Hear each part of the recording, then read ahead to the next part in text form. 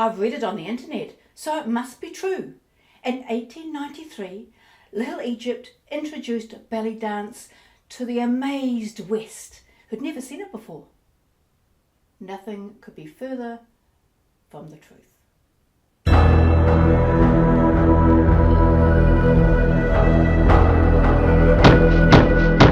Hi, I'm Kashmir, and this is the first of my Mythbuster series. We're looking at Little Egypt.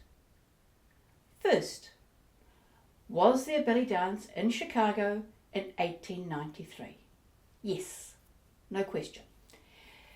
There was the World's Columbian Exposition there. That's named after Columbus the explorer, not the country. It's also known as the Chicago World Fair, and I think I'll say that because it's easier. This included a number of Middle Eastern dances, including belly dance, on the Midway. Now the fair was more than just entertainment. It covered 242 hectares, the size of a large town. It was incredible, but that's another story. So, there was belly dance. Was this the first time the general public in the West saw Middle Eastern dance, or actually even saw belly dance? Nope. First time was London, 1851. Well, if we don't mean the West, we actually mean the States, which is more or less the same thing. Was it the first time in the States? No. Philadelphia, 1876.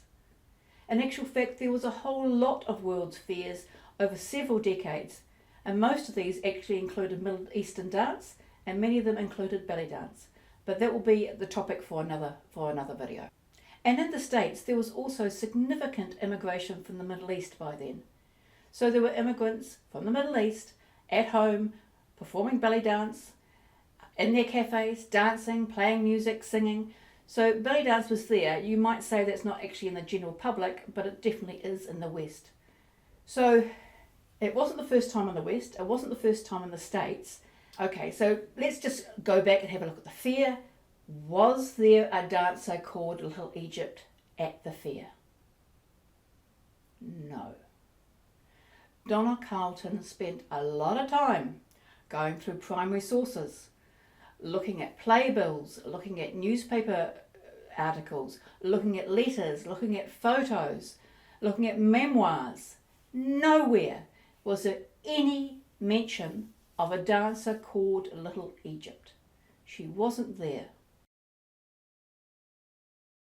So was there anyone called Little Egypt? Yes. After the Chicago World Fair, there were several Little Egypts. Some of them were Middle Eastern, some of them were not. Most of them were involved in stripping and exotic dances. Whether or not the Middle Eastern ones did actually come over and did actually dance at the fair is up for discussion. We'll never know now.